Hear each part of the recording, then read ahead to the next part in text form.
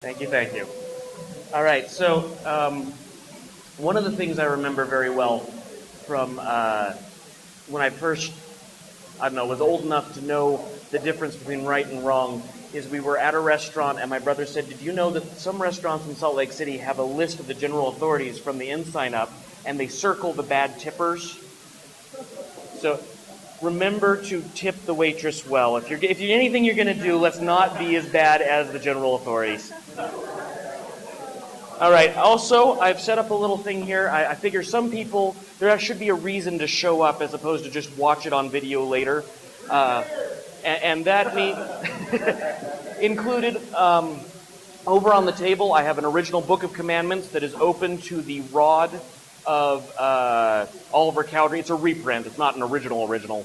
But the rod of Aaron for Oliver Cowdery, you can actually read that. There is part of an address to all believers printed by the Church of Christ. You can go through that and why they believe that they should split from the church and how the church is the LDS church is an apostasy. I've also got a Secrets Revealed of Masonry book. It has no sources and is absolutely horrible as far as that goes, but it has some great pictures that should be very entertaining. And then the book next to it is open to a page that's all about the history of the Masons. And that, in fact, is very well sourced. But the second half of the book is all about Mormons, and all it has to say over and over again is there's no connections between Masons and Mormons.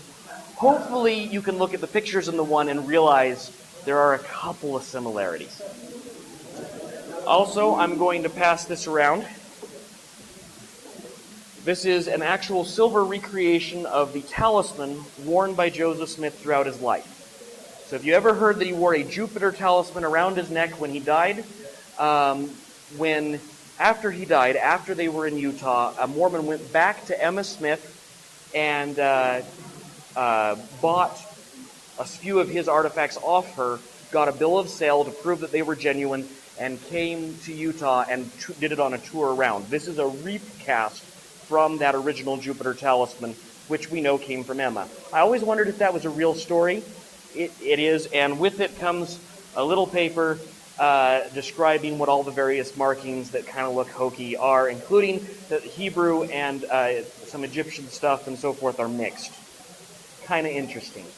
I'm going to start it over here. You can pass it around. On to Nutty Mormon history. I'm going to have to say a very good friend, Emma H.S., did my editing. She's a lot better at all that sort of thing than I am, so a lot of credit goes to her. I've got to give some credit to No Cool Named Tom. He's the one who set up the blog for me. We had a little conversation where I said, I need a name like Exploring Mormonism. And he came back 5 minutes later and said, done. So there you go. All right. So really quickly, we're going to recap from last time. What is Nutty Mormon history? Anti-Mormon history is where you make things up to skew to hurt the church. Pro-Mormon is making things up, skewing events to help the church. History is what's actually happened, and nutty history is what actually happened but not fully represented. So in the manual, the example I give, there was a quote from Brigham Young where it said, eternal marriage is essential to salvation. And I, as an elders quorum instructor, read that line and I thought, that's really interesting. I wonder where he said that, and I tried to look it up. The reference was to another correlated manual that referred to another correlated manual that referred to a Deseret News article that referred to another correlated manual that eventually I was able to get to was in the Journal of Discourses, in which he is clearly talking about polygamy. Kind of fun. We're going to take the actual quotes and take those little dots in your manual, and we're going to finish all the way to the end. All right, updates to Nutty Mormon history number 1. I should be on this side because the camera's over there. So, we talked about the polygamy last time was not always, even if there was no sex involved, that this was a questionable act. And that it would ruin the reputation for a woman of the day if she were alone with a man in a room without another guide or so forth. Any girl who reads Jane Austen or any of those sorts of books, you know that sort of thing they're talking about. Same sort of time period, same sorts of problems. Many of you know about Joseph Smith's Nauvoo Bar, sorry. in the mansion house. Emma comes home from a furniture trip, or in Porter Rockwell is given a job running the bar. She says, the bar goes or I do, and I'm taking the children. The bar is removed. What we didn't finish, you can find that one on Fair. They're happy to talk about, yes, Joseph had alcohol, but he removed the bar a few days later, right? Joseph Smith III, happy to talk about it as well. Turns out, while Emma was away, Joseph married Lucy Walker, the maid, one day after her 17th birthday. Kind of like wait until an 18th birthday, right? It's close. She was commanded to do so. She was angry and insulted at the time. This was not a gentle, I would think it would be a good invitation. You will save your whole family. This was a, you will marry me or else. If she rejected the principle of plural marriage, the gate will be closed forever against you. Quote. And not exactly a willing participant. She said later on in life, Emma Smith did not consent to the marriage. She did not know anything about it at all. And during the, I'm going to say Reed Smoot, it wasn't the Reed Smoot. During the Temple Lock case, she stated she cohabited with him as such. In case you can't figure out the 1800s lingo, that means they had sex. It was not a love matter. She just did it because she had to. Also, we're going to just take a moment on this word, principle of plural marriage. There is a whole host of pages about plural marriage on the FAIR websites where they discuss the difference between principle and law of eternal marriage. I'm going to give you a few quotes that show that they didn't give a darn in the old days. They're just splitting hairs. This is Helen Mar Kimball. My father left me to reflect upon it for the next 24 hours. I was skeptical one minute, believed and doubted. Okay, so here you have a 40-year-old guy. He's going to teenagers and he's giving them 24 hours to decide and telling it against their will. We all know what that is. That is mustache-twirlingly evil, right? Marry me, my pretty, or else you'll never see the kingdom of God. Like, how can you actually go and defend, well, they didn't have sex, therefore it was okay? I really don't understand how that logic works. But in the manual, you'll find this sort of thing where they'll talk about Heber C. Kimball had to give his wife Violet to Joseph, but then Joseph didn't make him do it, and therefore it's okay. It was all a test. Too bad for the other apostles who did have to give their wives. All right, the dowsing rods. We're just going to cover briefly, for those of you who missed it, there are these casket sticks that have braided Joseph and Hiram hair in the cane top, and they're really awesome. They heal you. They do all sorts of cool magic tricks, and we talked about that last time. We found them. They're here in Utah, a few of them. Right over here, you see one of the casket canes, and there is a little window where you can see the braided Joseph and Hiram hair. On top of it, we were able to find a Kirtland Temple cane. Now, the interesting thing is it says it was made out of the Kirtland Temple. For those of you who don't know, the Kirtland Temple is still standing. It was never destroyed. It didn't fall apart. So I'm really curious how you can make a cane out of it if there are chunks missing of the beams. I don't know for sure, but we did talk about last time that Father Smith consecrated dowsing rods in the Kirtland Temple before a treasure hunt. Ergo, I believe that was probably one of them that was consecrated by the Patriarch in the Kirtland Temple. Kirtland Temple dowsing rod. We found Orson Hyde's Jerusalem cane. This was a cane that was blessed for him to take to Jerusalem and find the Holy Land. And he says he used the cane to direct him. A little bit of dowsing stuff. We also talked about Brigham Young's cane given to him by Phineas Young, who is Oliver Cowdery's brother-in-law, I think. I may have gotten that confused in all the names and places and dates. And that Phineas Young states that he used this cane to decide where this is the place for the temple would go. Well, we found a cane that matches the description that I got. That was Brigham Young's cane, and it's a little short to be used as a walking stick. Here in the Utah Daughters of Pioneers Museum. Everyone should go and help fund them so that they keep going because they're not correlated at all. All right. Nutty Mormon History 2. We're going to get into it. I'm going to warn you, there is a section in here that's going to be long. It's a little bit dry, but you're going to understand more about Mormons and the LDS faith than any of them understand when you start talking to them. The downside is if you're drunk by that point, you're not going to get as much out of it. So, we're going to cover it a little bit here in the beginning part, and then you can start drinking all you want. But you should probably hold to the 2-drink minimum at this point.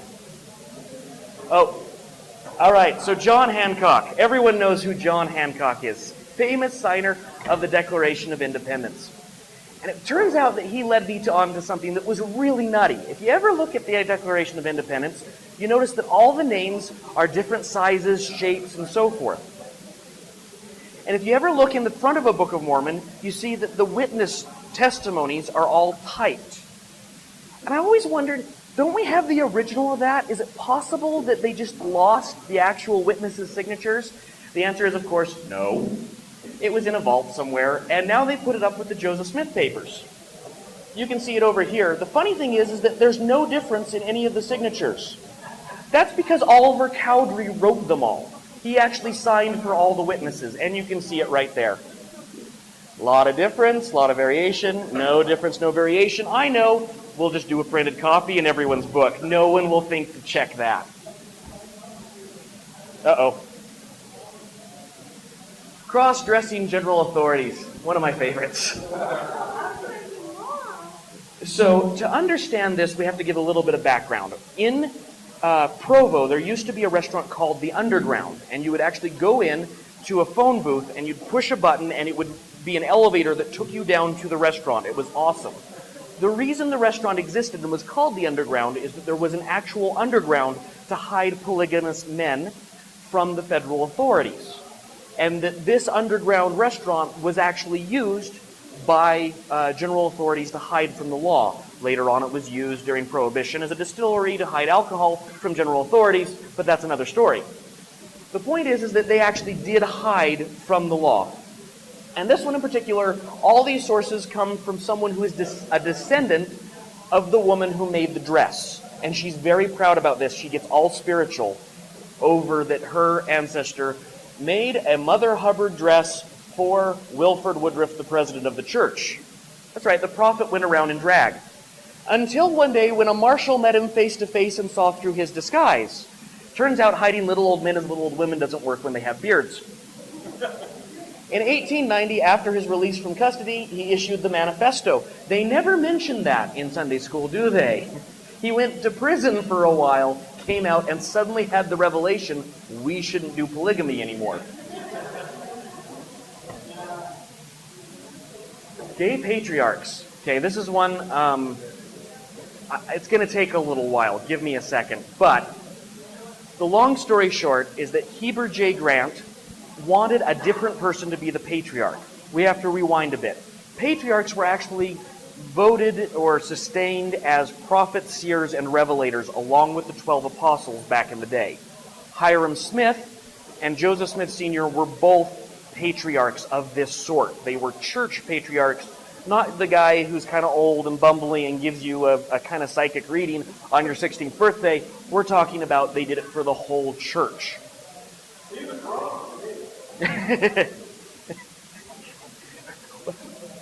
We will.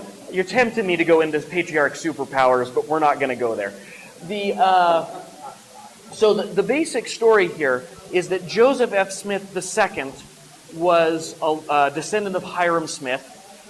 This other guy, sorry, I'm going to have to steal it, Eldred Smith, was going to be the patriarch simply because he was the child of the last patriarch. It went from father to son, and everyone understood that's the way it was going to work.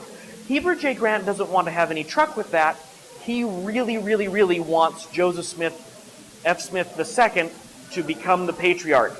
And in fact, he goes so far as to call George F. Richards and Joseph Fielding Smith. They're the two who are left opposing in the 12.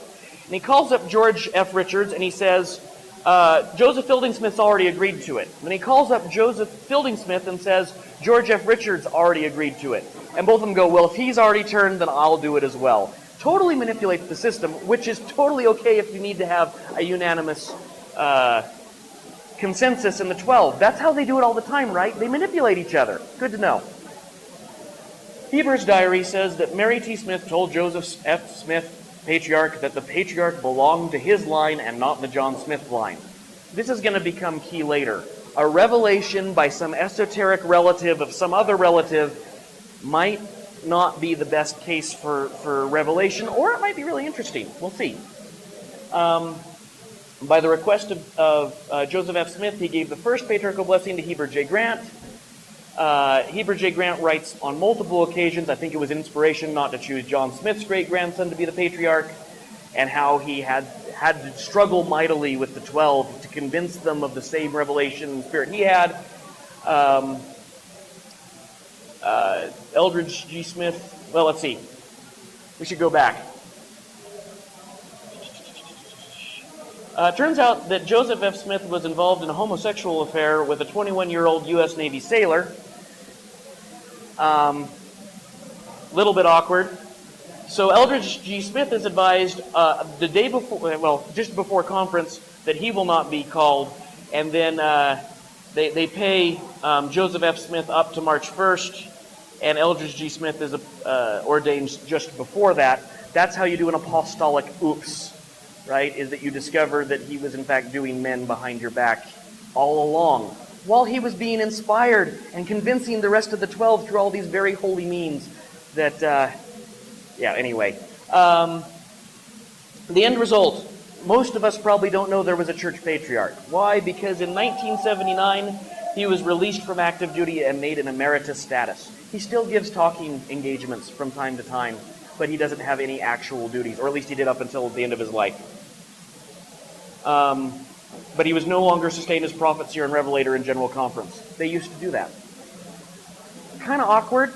They changed the entire church because, and you know how we're supposed to have the same organization that existed in the primitive church. We don't even have the same organization that existed in Joseph Smith's church. How could that happen?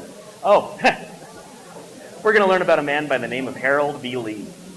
So what is LDS belief in general, would you say? I think many of us would name these things. Family home evening, home teaching, father leads in the home, welfare programs. They love to tout this one, don't they? Oh, but we do so much good for the world.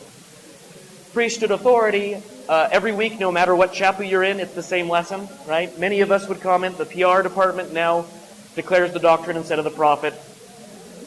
And some few people would actually mention it's a religion founded by Joseph Smith Jr.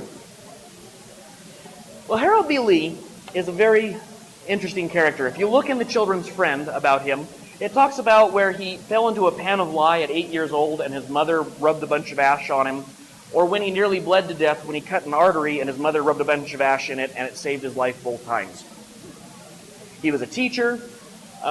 He went on a mission to Denver, Colorado, which is mostly interesting because you know how those general authorities love to talk about, I didn't kiss my wife until I met her at the altar, or till we were engaged. Turns out this guy had a thing for sister missionaries. He married 2 of them. I wonder why that never makes it into the manual. He was a stake president, and this is going to come in key later. He was really key during some excommunicating of fundamentalists following Evans and Crawley's teachings. Now, these Evans and Crawley's guys are really interesting. They're going to pop up all over the place, so just remember those names for now. And this link will take you to one of their dealings where they were excommunicating. He stood out during these excommunications. He really stood by the church, if you will.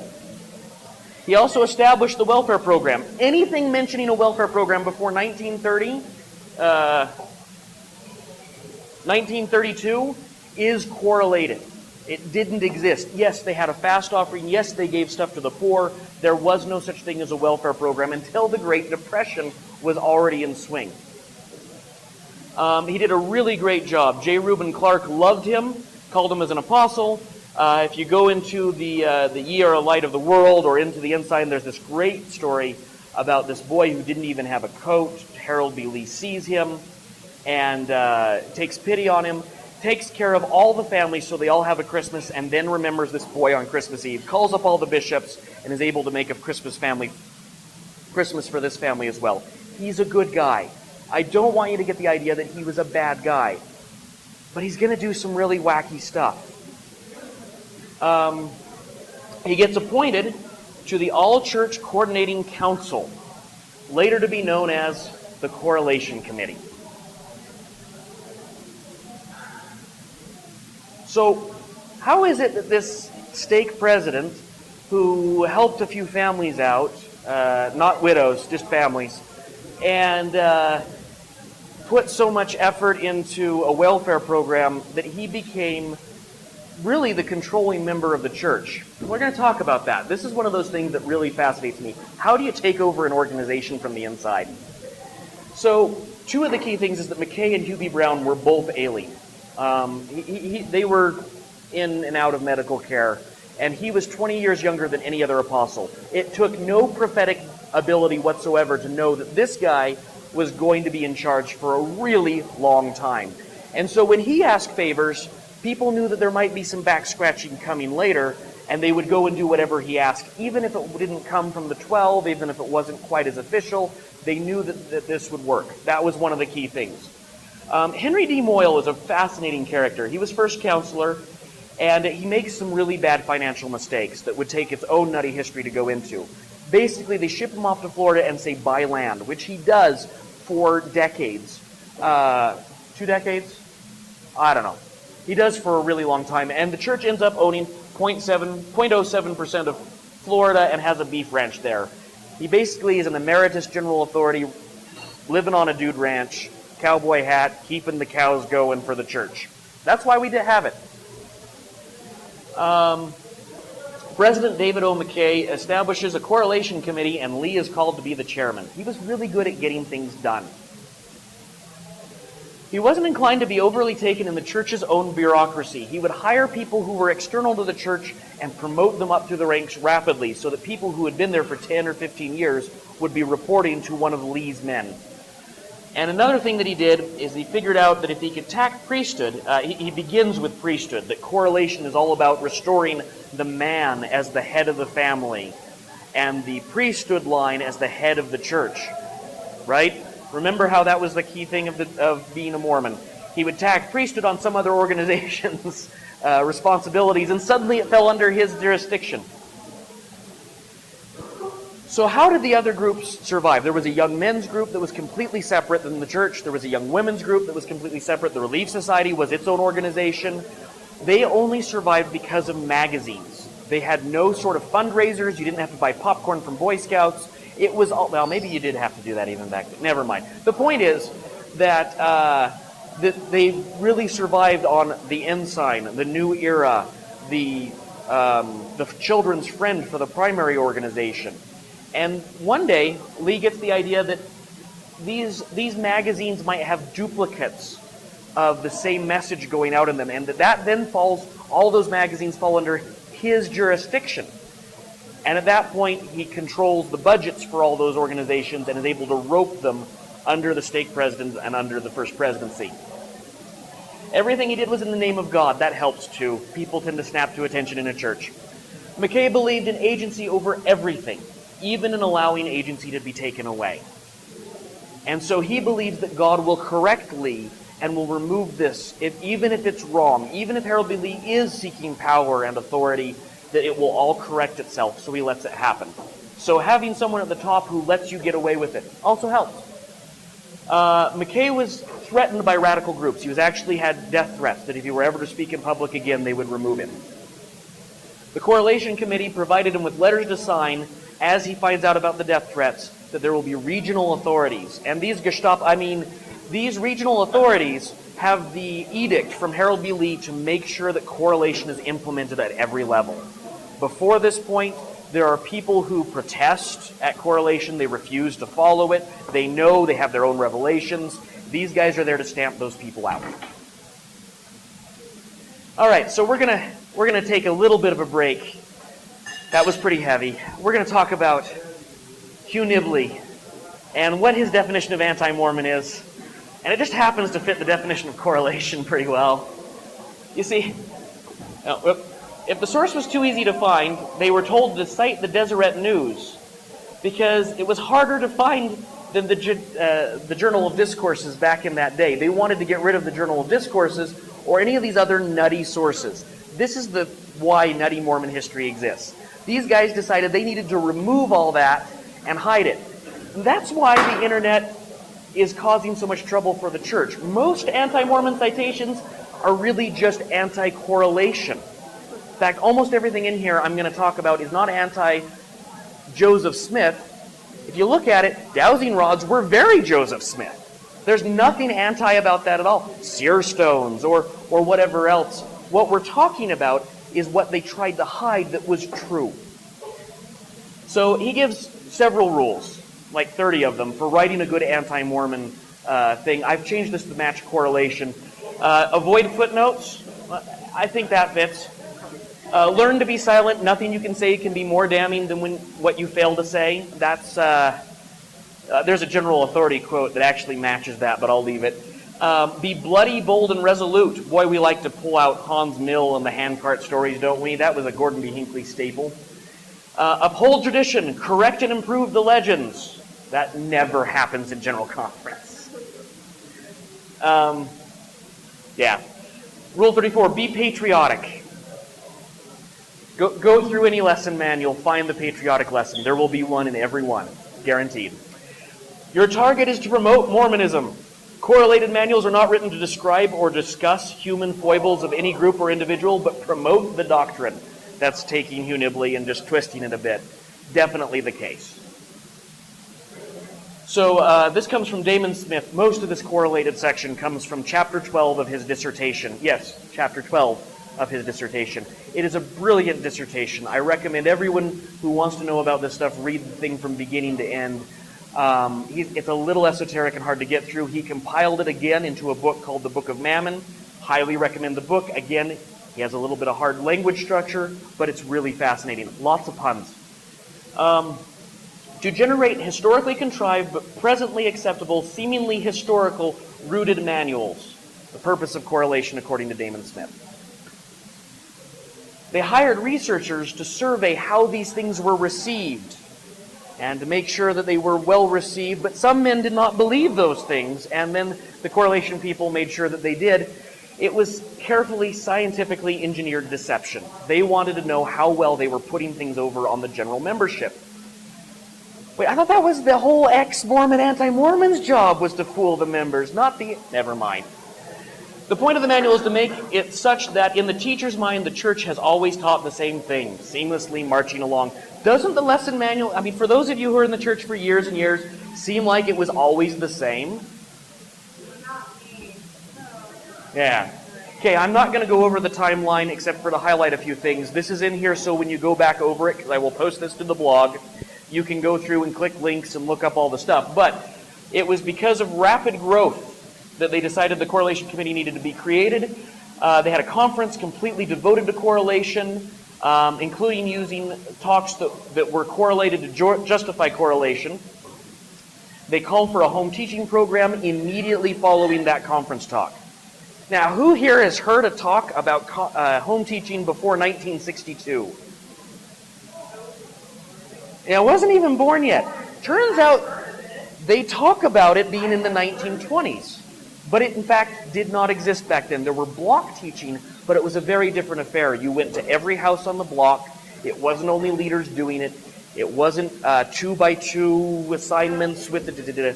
It was a very different affair. This is also the beginning of every member a missionary. Family Home Evening was created at that point. The regional representatives show up in 1967. They have a war room where only correlation was discussed. Even apostles weren't allowed to go in and find out what was going on. Apparently someone just scored a really good goal outside.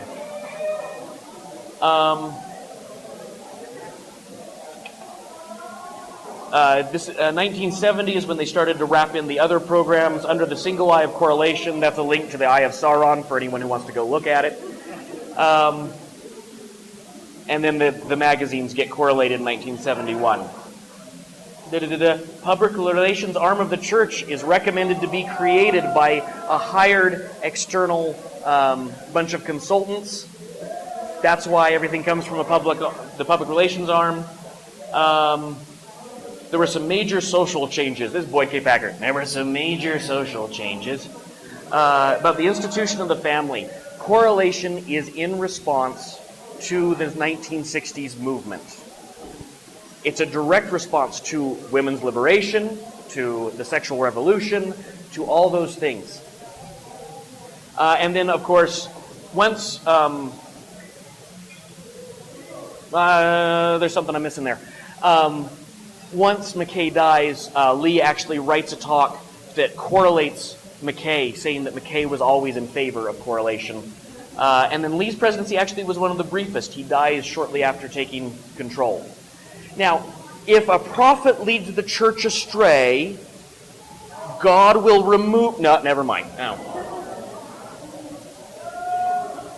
Kind of like he umbraged the whole of Mormonism, right? He wanted to make it more perfect. He put in the little guards to watch people. He made sure everyone marched to the same tune, the same beat.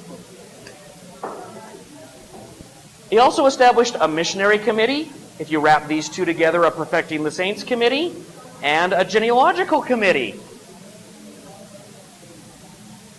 Correlation will get us to Zion. Thomas S. Monson, who happened to get his first feet wet in the correlation program, along with, say, Gordon B. Hinckley, was brought in shortly before correlation, but was trained by the correlation department. Boyd K. Packer, Neil A. Maxwell, names you've never heard of. He refers to it as a battle plan, and that it will bring the victory. Correlation program, it divinely revealed plan for the building of Zion. Do you know why the city of Enoch was translated? It was because they had the correlation program. So they hitched the entire wagon to this star. That if you were not for correlation, you were against the building of Zion. There were a few worries by McKay and others. He talks over and over again that it should not affect the organization of the church. It's easy to understand how the apostasy took place in the early days of Christianity. There should be no change in church government. This is the talk where he correlates McKay.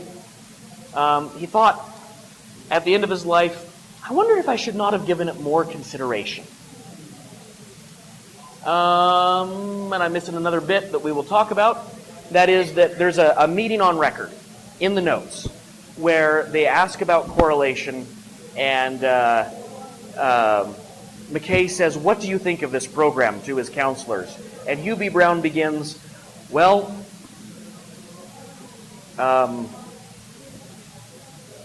it is our sad experience that, help me out, nature and disposition of all men. And then the next counselor says, as soon as they get some authority, as they suppose. And then President McKay finishes it off with, they begin to exercise unrighteous dominion.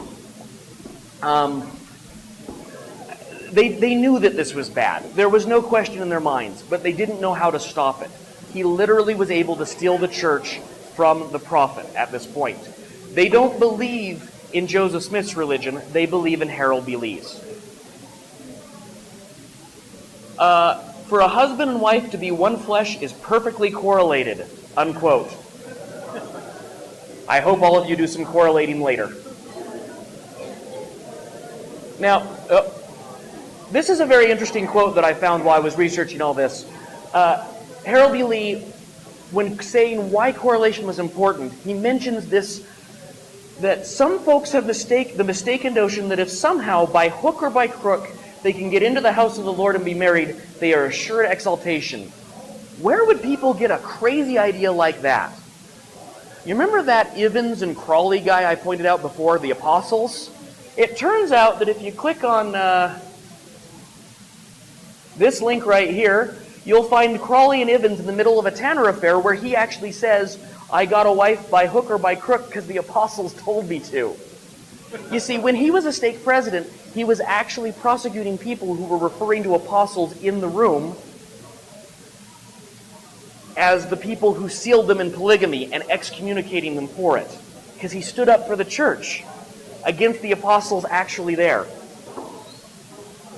All right, which leads us right to John W. Taylor. Because to understand why there would be apostles in the room at the same time as you're excommunicating people, you have to understand that this guy, who happens to be the son of a very unknown small guy, John Taylor. He was only prophet of the church, number 3, right? John Taylor was third, we know. He has this revelation, thus saith the Lord, and you can see the whole thing here and remove the ... because I would hate for anyone to have things edited too far. How can I revoke an everlasting covenant? He's asking about polygamy. All those who would enter into my glory must and shall obey my law. Therefore they must do the works of Abraham. This is a revelation that was given to John W. Taylor by his father. His father prays to God. It begins with, thus saith the Lord. It looks pretty legit. And he takes it at the trial when he's going to be excommunicated for continuing polygamous marriages after the manifesto. And he says that Joseph Robinson, Brother Cowley, Brother Badger, Brother Joseph F. Smith, Jr., all had copies. So he passed it out before. What does the church say? The archives of the church contain no such revelation, nor any evidence justifying a belief that any such revelation was ever given. They bold-faced lie and excommunicate him anyway. He had given Wilford Woodruff it in 1887. Heber J. Grant was in attendance. And it's in the minutes. History of the church. No question, he gave this thing out. They all knew about it. They excommunicate him anyway. They are terrified of the federal to the point that they will roast one of their own over the coals. He was excommunicated. The apologist response. This will take you to a brilliant fair essay where they talk about the law versus the principle and the works of Abraham. Just so you know, here's all the quotes where law and principle are used interchangeably all the way throughout when talking about plural marriage. One of their arguments is that we aren't going to do any burnt offerings. Ergo, we can't do the works of Abraham. It's simple. Case closed. Now, if you remember from Nutty Mormon History, when I talked about the temples were going to have an altar for sacrifice of animals. Leave it. So then we get to this Woolley guy. Woolley was a bodyguard for John W. Taylor. Thank you. He received a patriarchal blessing from Joseph Smith Sr. Joseph Smith Sr. was famous for giving superpowers, including the powers of Raven from the Teen Titans as shadow melding, Nightcrawler from the X-Men as in teleportation, and space travel to various people he blessed. But this blessing is key for the FLDS. This is why Woolley is valid and no one else. He was blessed to be a leader and so forth. Then, on one day, Jesus Christ and Joseph Smith Jr. visited John Woolley's home. It was September 26, 1886. And Taylor set apart 5 men, including John Taylor, Lauren, and George Q. Cannon, as apostles with a special commission to keep alive plural marriage. And that is why there is an FLDS. Because they all saw the revelation, they knew the commission, they knew that they had to keep it alive. There's actually part of the revelation is that the world will end the year there is not a polygamous baby born. The FLDS are not doing it because they enjoy it, it's to keep all you safe. So these trials were splitting off the FLDS from active good members. And this is why whenever a member goes on to an Ask Me Anything on Reddit and says, polygamy ended with the manifesto, I always like to jump in and say, bullcrap, because these guys were doing it well into the 1940s. Mostly 1930s. There was only one in 1940. He does get excommunicated, but he's an apostle. And one of the curious things is that the priesthood came before the church, right? Joseph Smith and Oliver Cowdery go to the Susquehanna, they baptize each other, along comes John the Baptist and gives them the Aaronic priesthood. Then they organize the church. So how can the church have the authority to tear away someone's priesthood? Turns out back in that day, this is a huge arguing point. They don't know whether they have the ability to take away someone's priesthood, and the apostles are still filling people in eternal marriages. So they excommunicate them, and they declare they have the authority to remove your priesthood. Which is why when you resign your membership, you get the little pamphlet that says all priesthood blessings will be removed. That was determined at this time, 1920. They didn't have the authority to do that for about, 1830, 90 years of the church's history, and then they gave that authority unto themselves. I think there's a scripture about that. All right. That leads us straight into the next most wacky thing. You can all get your drink on. We're past the heavy stuff. Yeah, okay. This guy's real. So he has a dream following a wandering cow, and that makes him a prophet for a long time. Kinda. Not a prophet, he's just a bishop. He's a bishop who's more right than prophet. Oh, forget it. Point is that he was blessed with dreams after looking for a wandering milk cow, hence the cow with the crooked horn. Moroni instructed him where to drill for a Nephite gold mine. There are other renditions where 3 Nephites tell him where to drill for a Nephite gold mine. Sorry, you have a question? Yep, we're getting there. If you drive on I-15 South, you will see a giant white sculpture kind of up on the hill, south of Spanish Fork. This is the dream mine. There are. We're getting there. So one of the things he's blessed with is that he will be able to enter the rock without resistance like Kitty Pryde from the X-Men. Superpowers are pretty common. It's 1,000 feet down. There's a body of rich white quartz, and there was leaf gold. Okay. 9 rooms, big capstone. It was filled up with water about halfway. Now, he justifies, if you go to any of their lectures or anything, they justify themselves based on the humbug mine, where Jesse Knight had a dream, told his friend about it. Friend says humbug. That's why it's called the humbug mine. He walks out to an area, puts down a stake, and happens to hit silver. It's all magic, except for there were already 6 silver mines in the area. And I guess that would also, this page is pretty good. It's a Mormon who talks about how wonderful it was that God prepared that spot for 31.5 million years so that Jesse Knight could find silver because of a dream. They have prayer circles every morning while the meeting was going. Ogden Kraut worked there. Does anyone know who Ogden Kraut is? Oh, we got 1 or 2. Ogden Kraut is a very fascinating fellow. He's tied into all the crazy stuff about Mormonism you could ever hope to see. And he has a page. I posted it to the subreddit. I'll post an update onto the blog so you can go and read. He categorizes all of the visions that all of the general authorities ever had, things like that. Just an absolutely wonderful guy. As far as keeping things alive that correlation would love to have buried. He has the same story that he tells over and over again, this Bishop Coyle. This is the man who followed the wandering cow.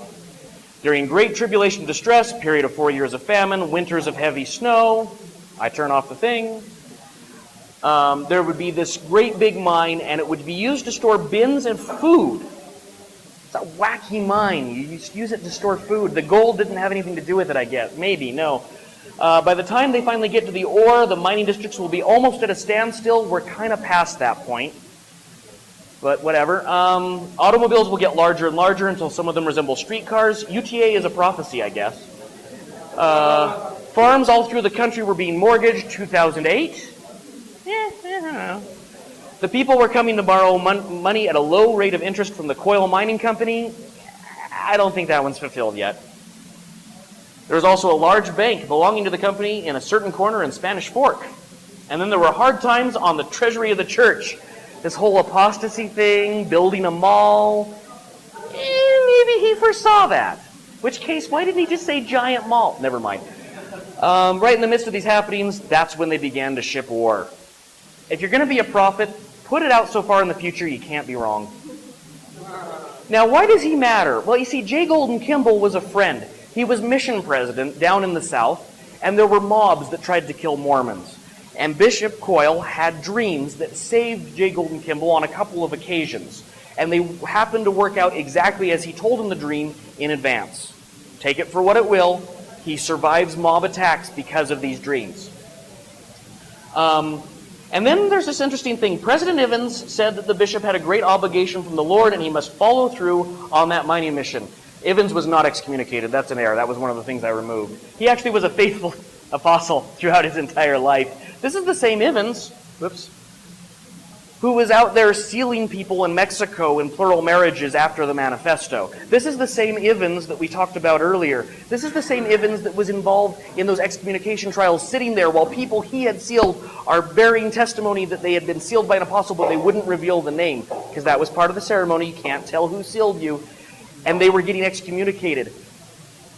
What kind of word do you have for a guy who can sit there and let all the little guys get roasted so that he can stay safe?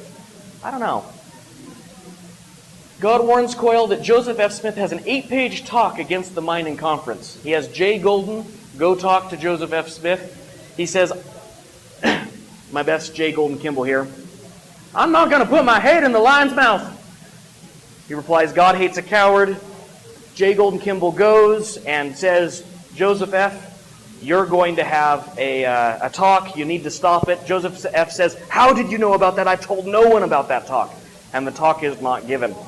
Now, I had a relative who worked at BYU late at night as a janitor, and he helped clean Merrill J. Bateman's office. And you know, sometimes there were papers left out and could be read. I can't help but wonder if one of the janitors knew Bishop Coyle. That's how I would pull that magic trick off if I were going to do a magic trick.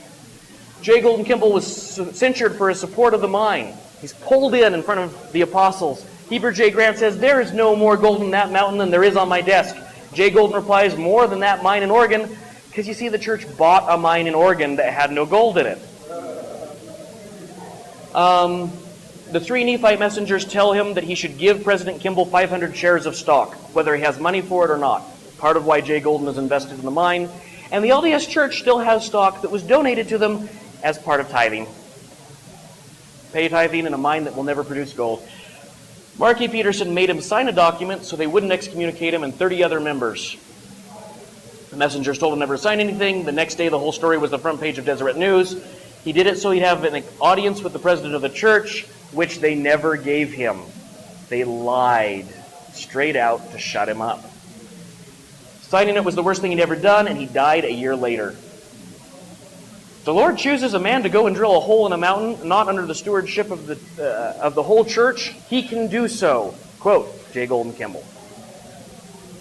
There is no journal. All of these things are just orally recorded, but here's some of the thesis and Sunstone articles, and here's a whole other section I could have put in here where he is able to prophesy what's going to happen in Mexico better than the prophet, and totally smokes him time and time again. Oh, I forgot to say. So this Ivins and Crawley characters, they show up one more place. Turns out that they're very closely tied to this guy, George Q. Cannon. Remember, he was given the authority to seal polygamous marriages the same time as Ivins and Crawley and Woolley and John W. Taylor. Well, this guy turns out to be more powerful than John Taylor during John Taylor's day. The reason was he ran the financial side. His job was to go out and get loans and to have money, and he was a public speaker. He ran for public office. He was dynamic. Everyone loved him. That's why his reward is $500 and John Taylor's is only $300. They figured if they put him away, the church would knock off the polygamy regardless of what they did to the prophet. All the stuff I'm going to give is from a descendant of George Q who is totally stoked over this thing. He thinks this is the coolest thing ever. George Q, yeah, we already got that. So George is wanted for bigamy. The wife refuses to testify if she's pregnant with the son, and the teenager punches the U.S. attorney in the face. There's another story where they go to meet the U.S. attorney in his office, and they get charged as though they were going to kill him. We'll let that one go. George is sent to Mexico to evade all of this. He's caught en route and he's taken back on a train. And general authorities decide the best plan of action is to hold up the train. So a couple of them get ride out before the train gets there, and they hop on the train and they tell him of this wonderful plan. And George Q is like, I can't let him hold up a train. That would look really bad. So he wanders to the back of the train and decides he'll make an escape. And then the train hits a bump, and it throws him off, and he hits the ground, and it smacks his nose, breaks his nose, and it leaves him in kind of a concussed state where he just wanders for a couple hours. Meanwhile, while he's doing all this, the general authorities who are on the train try to bribe the prison guards to let him go before they get to Utah. No, sorry, they're already in Utah, before they get to Salt Lake City. And that is why his bail gets set up. It was $10,000 originally, but it goes up to $45,000 for trying to bribe the guards and trying to have an alleged train robbery. Once his nose is broken, they notice that he's gone. They stop the train, and one of the deputies gets to ride back a couple hours and find him. Otherwise, there's a chance he would have died. There he is in prison. Now, at the time, he asks whether he should jump bail when he goes to the trial. And the 12 come to a unanimous decision. I don't think all of them are there, but the ones who are there come to a decision that he should jump bail. Now, the thing is that all the people, the yous and me's of the church, the low people, have gone to prison over polygamy. Lots of them are there, i.e., lots of them. He jumps bail, and the newspapers, including everyone but the Deseret News, totally has a heyday that the church authorities will leave you out to dry. Now, another interesting thing, George's father was the one who probably made the casket sticks, because he was the one who built the drag and the death mask that got the hair of Joseph and Hiram, so he had all the pieces. Don't know it for sure, but it would sure make sense that he was the guy who did it. All right. So there you go. We've got a good piece. We've got a good foundation of how the church is today. We've got some questions. Go ahead.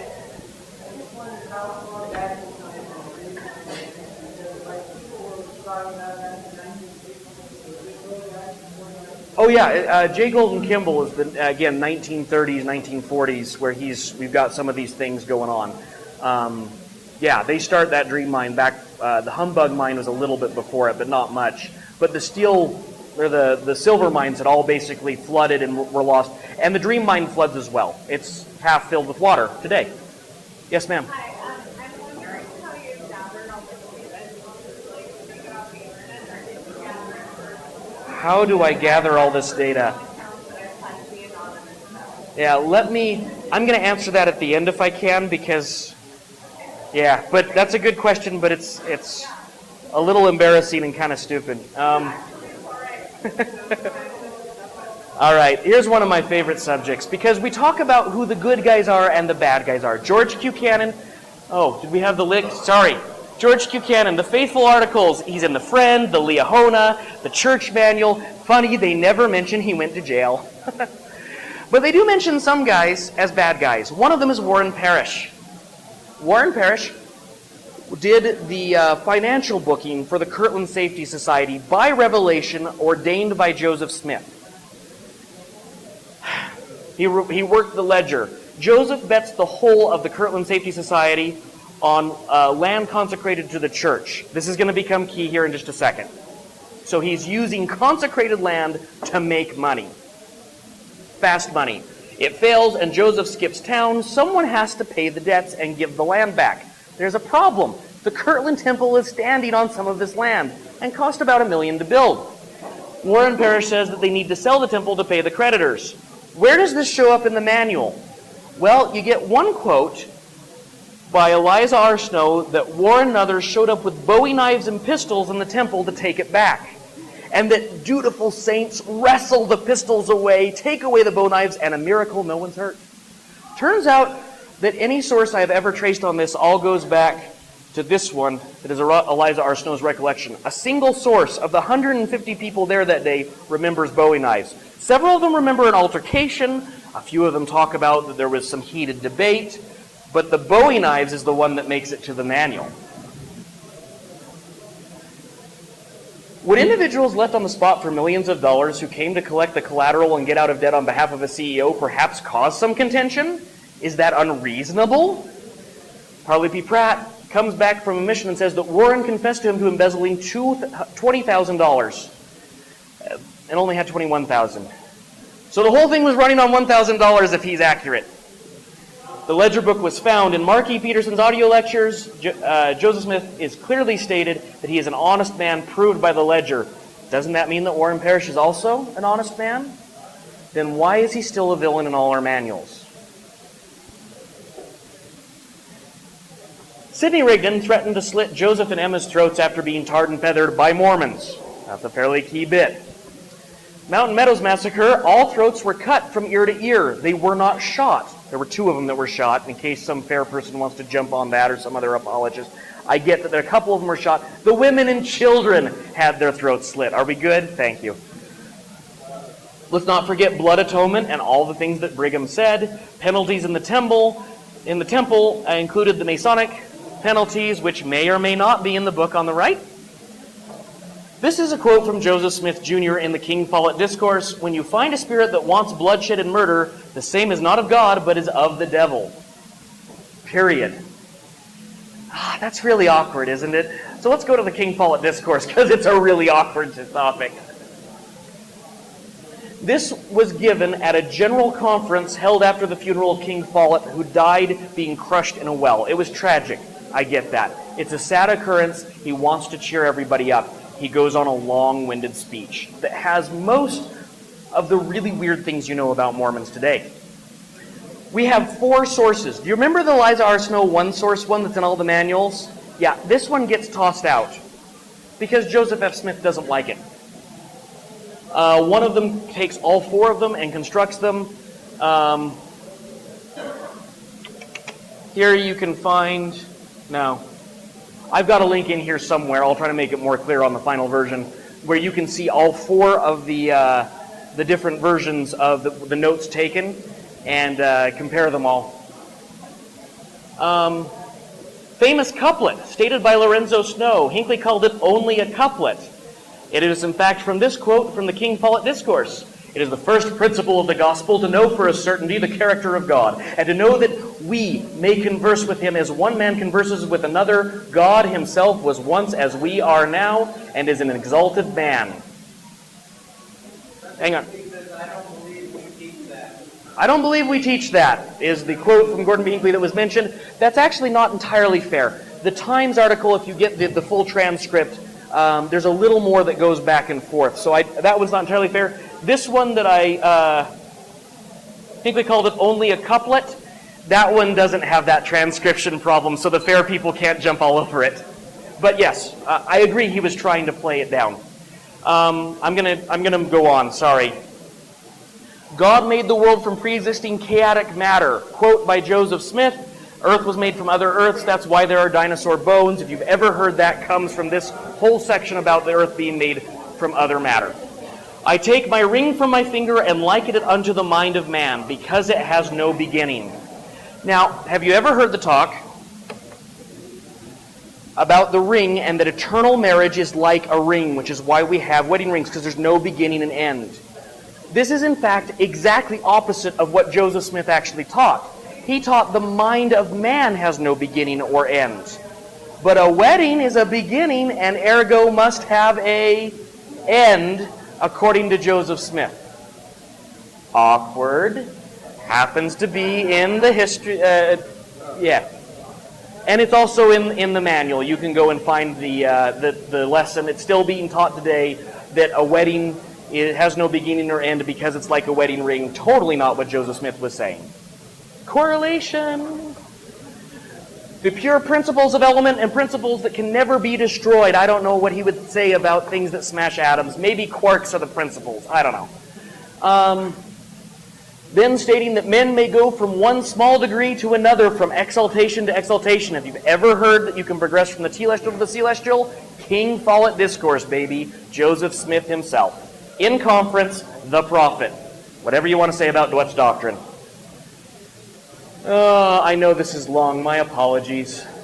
If you don't understand God's character, if you start wrong, we may go wrong, and it will be harder to get right. Hinckley? Yeah, take what you will from that. If he's not starting right, there's a problem. If you do not speak against Joseph, if I should be the man to comprehend him and explain or convey his principles to your heart so that the Spirit seals it upon you, let every man and woman henceforth put forth his hand on his mouth and never say anything against the man of God again. That's a great quote, isn't it? You know that whole what a cult is defined as if you can't talk about leadership? It's an awkward quote to have in there. The Apostle John says, this is life eternal, to know God and Jesus Christ whom he has sent. That's the quote. You ask, Someone asked how I was able to study all this. That's the quote that Bruce R. McConkie quoted that started me on my pathway out of the church. Because what does all this say about God? Just think about it for a minute. He lets Harold B. Lee take over. He's able he commands people to take minors as wives. The wives don't know about it. The minors are upset at the prospect. God sounds a little rapey. Joseph Smith Jr. condemns Hinckley, but if I fail, it becomes my duty to renounce all my pretensions to revelations and inspirations. If he fails to talk about God's character, it becomes his duty to renounce all pretensions of revelations and inspirations.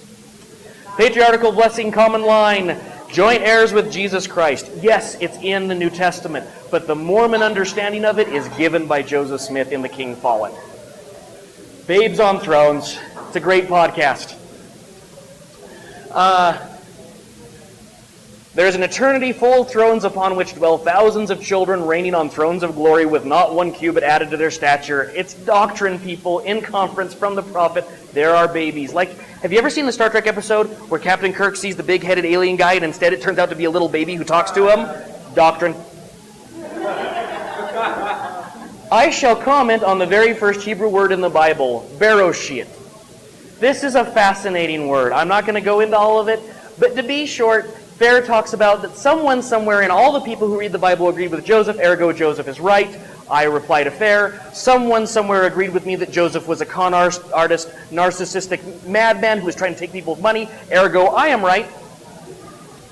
And if you go and take a look at what the Jews actually say about this, they know that Joseph Smith said this, and they have a lot of commentary on the subject, and it's none too kind.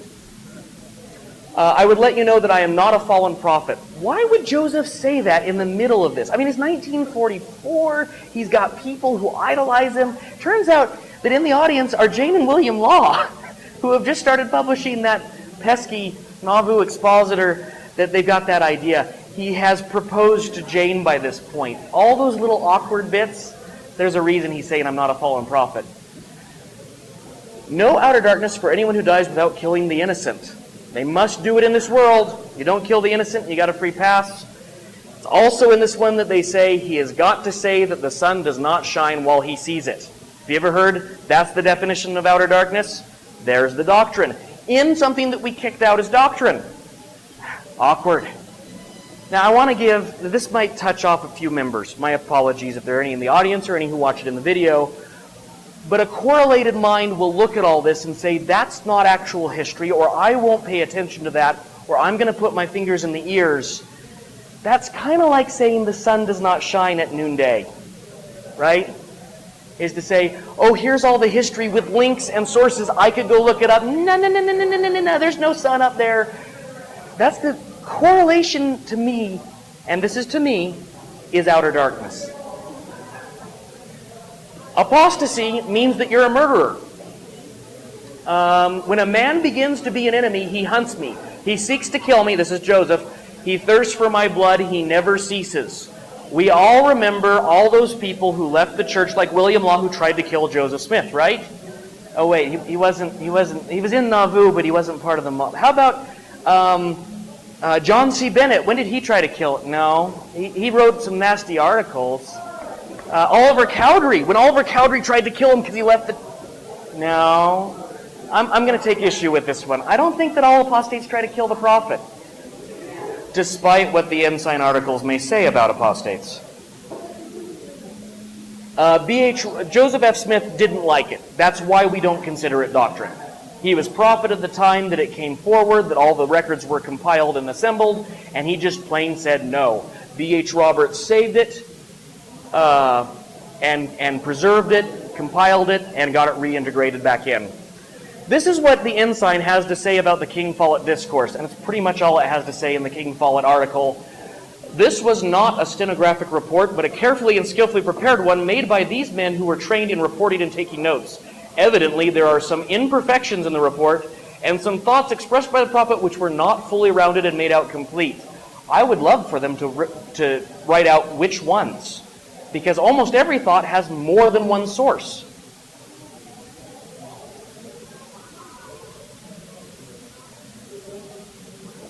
More than one source. I just want to point that out, people who put records into the official doctrines of the church that all children read forever and ever upon generations.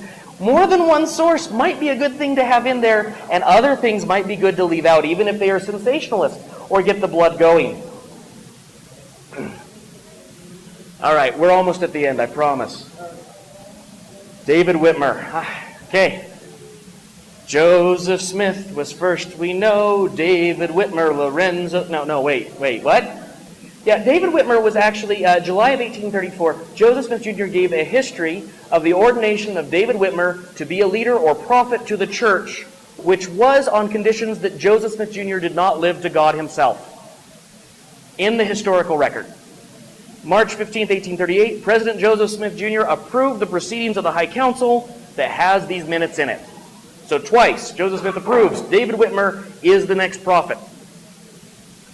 Well, why would David Whitmer fall so that he would not be able to do this? We have on the record that he, John Whitmer, and W.W. Phelps were removed from the stake presidency, accused of using $1,400 of church funds to buy Missouri lands. It's a good thing Joseph Smith never used money of the church to buy lands or lands of the church to use for money. David Whitmer was also been charged with breaking the word of wisdom. It's a good thing that Joseph never broke the word of wisdom. On top of that, he has polygamy of underage girls against their will, adultery, polyandry, mixing with the Masonic, secret oaths and combinations, and that whole nasty blood atonement thing, which he calls of the devil, right? That Joseph says after he's come up with the idea. This is why there's a Church of Christ temple lot right here, because the Church of Christ temple lot looks at all of this and realizes Joseph went off the deep end, ergo, by revelation, David Whitmer is the leader or prophet of the church. And over on the pamphlets, I have him stating this very clearly, because he published it and sent it to all the Mormons in Utah. Named and addressed to all believers in Christ, you can read the full text there. He talks about that polygamy would be a stumbling block to the church. That never happened. George Q. Cannon and John W. Taylor, FLDS. It was fine. He never denied his testimony, from which the LDS Church made a nice church video. He states, I do not endorse the change of the name of the church. Talks about Church of Jesus Christ of Latter-day Saints versus just the Church of Jesus Christ, and how that would be wrong. That Jesus himself is the last great high priest, and there is no Melchizedek priesthood, and gives some darn convincing arguments. He talks about translation by the head in the hat method, with no trying to cover it up. He talks about the revelations being altered, such as the rod of Aaron, that pesky rod, divining rod, all that. And he also talks about the Spalding-Rigdon theory and calls it a bunch of bunk. All right, so you see how we've built up to this moment, right? We're going to kind of cascade back down. So Joseph Smith III had a blessing given to him in the Liberty Jail because they broke into the jail to give it to him. I'm going to say that again. Joseph Smith, right, Liberty Jail, we have the monument. You can go and tour it, sit down, have them do the little talk about how horrible it was. And they will actually say they broke into the jail to bring the prophet his son. Still part of the correlated stuff. It will be removed probably after this talk. Once you get there, you have to say, why would you break into a jail? Well, it was to make him the next prophet, of course. Joseph Smith Jr. makes Joseph Smith III the prophet. But the blessing was lost. And a guy who was really clever by the name of Mark Hoffman figured out that he could forge the darn thing, sell it to Gordon B. Hinckley, and make a ton of money. Father's blessing in jail. So this is Gordon B. Hinckley's talk about when this is found. He doesn't know it's a forgery yet.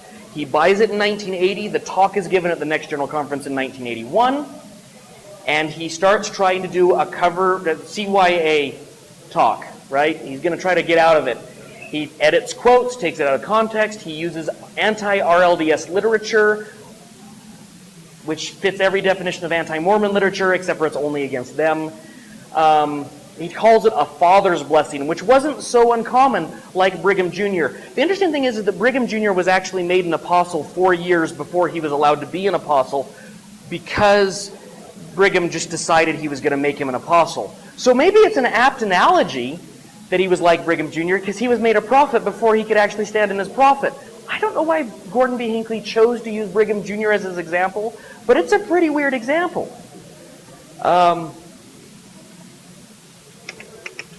When they actually did the secession crisis, they didn't know who was going to take over. There is no way to know whether it was Brigham or not. If the notes show that they argued it should be by age, seniority, by who got the second endowment first. There were all sorts of arguments. So the idea that he puts forward that Brigham was the clear successor, it's a little difficult to swallow. He also sources all the sources that he goes to say that apostles have power come from apostles. Very convenient. I have power because I said so, and other people like me said so. So what was going on? So yeah, Mark Hoffman had just sold him the blessing. 3 years later, Oakes would testify that a salamander was a symbol of an angel for the same reason. The salamander letter was bought by the church. Oakes goes in to do a cover-your-own-self talk.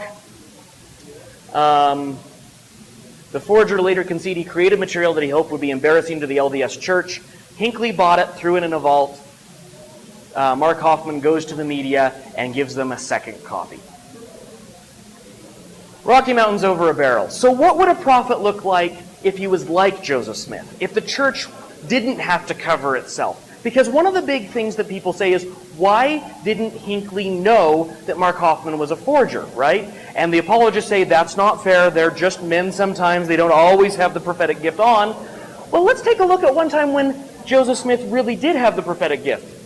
This comes from the biography of Anson Call, originally. The prophet goes to get a drink while Hiram and J.C. Bennett are leaving him outside in the cold at the Mason Hall because he's not a Mason yet. He goes to get a drink from a barrel and he says, "This water tastes much like that of the crystal streams that are running from the snow-capped mountains of the Rockies." And he goes on to talk about who will go there first and which pioneers will land there and explore the area. Great big revelation. Turns out it's in all these sources. Let me get this straight. Joseph F. Smith can get a drink of water and see the entire Rocky Mountain Valley and how the next 30 years will play out. Gordon B. Hinckley gets fooled by a document and has to cover it up using anti-Mormon sources and things. Oh, maybe he's just a man. I think that's a good argument. Stop your argument right there. All right, White Horse. Really, we're getting to the end, I promise. White Horse. You've all heard about the White Horse prophecy. The so-called White Horse prophecy is based on accounts that have not been substantiated by historical research and is not embraced as church doctrine. So what happened? Why do we have this theory of this false teaching? Well, it turns out that Joseph Smith, when he's getting kicked out of Missouri, he goes to Washington, and on the way he is said to have said, "If Congress will not hear our petition and grant us protection, they will be broken up as a government and God shall damn them. And there shall be nothing left of them, not even a grease spot."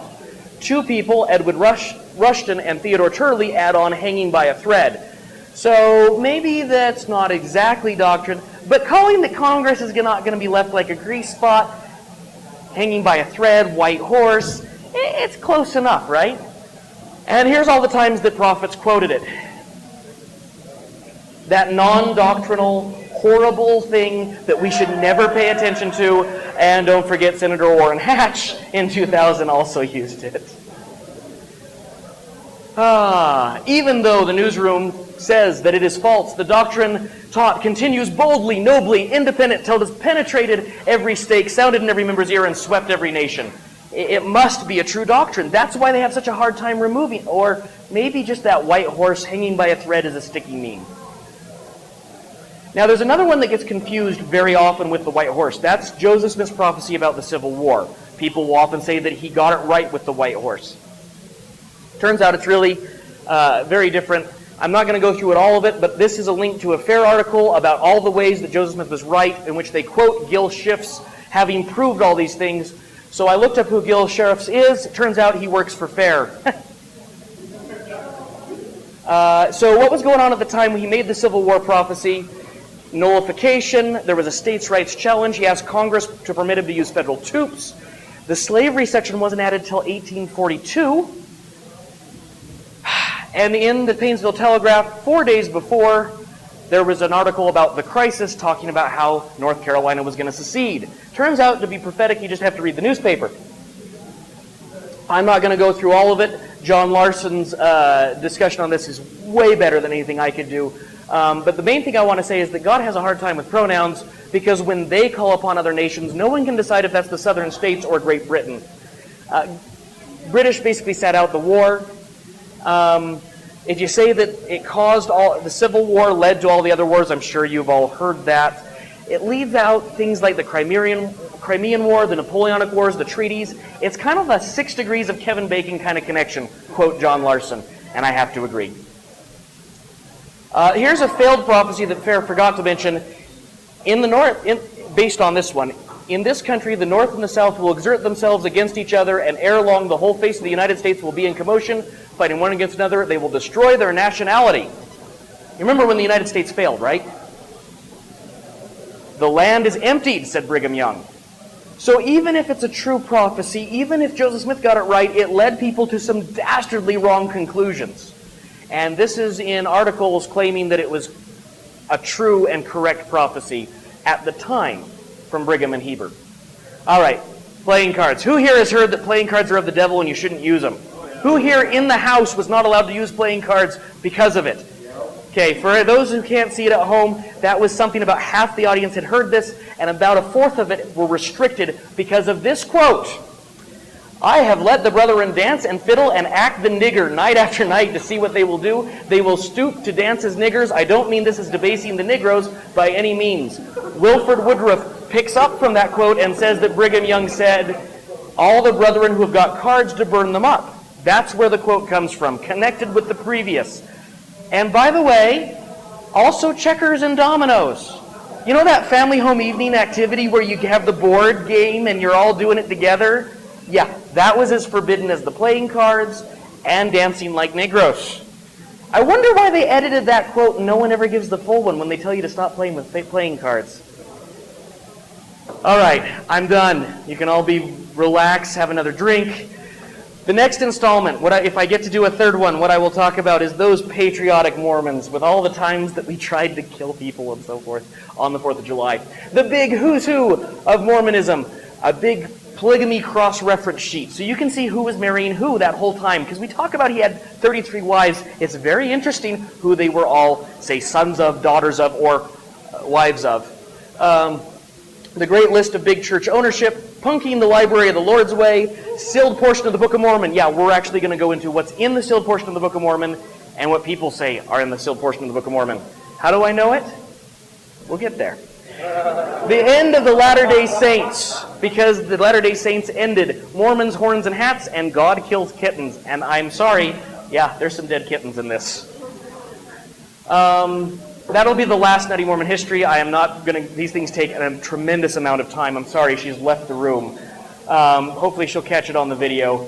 I started doing this sort of research when I worked for an airline. Now, if you know anything about airlines, they don't pay worth anything. And everyone has a second job. And so most people sell Tupperware or perhaps jewelry. I hope I didn't offend any airline people out there. I love you all. I'm happy to work at an airline again. But for me, my second job, I researched church history. Didn't get paid for it. I still don't get paid for it. I've made a whole of $10 and I think 32 cents if Bitcoin is accurate today on doing this. But I was really interested in a few questions. I pointed out that one quote about God's nature. And I saw an article by Bruce R. McConkie. I began going through and saying, what does this say about God in my scriptures? And it became awkward quickly. And because of my father, I believe the answer was more research. And so whenever I had a question about God's nature, I would do more research and more research and more research. And the result is that you get these weird, nutty things out of my notes in my scripture margins. But I would like to do one that is combined of everything on the Spalding-Rigdon theory, including splitting things up of what we have as evidence, what is supposed evidence, and what Fair uses that is equal to the evidence for the Spalding-Rigdon theory, as well as talking a little bit about who Fair are, who the actual people are who are writing these articles to save the church, those noble bold, independent individuals. Again, I come from exmormonreddit.com, where for some reason they decided to make me a moderator. My blog is exploringmormonism.com. You will be able to find the PowerPoint with all the links, as well as the video will be posted there eventually. And I am trying to work out a book called Checking Olympus. Hopefully, maybe I'll make enough bucks to fix my car that broke. Thank you.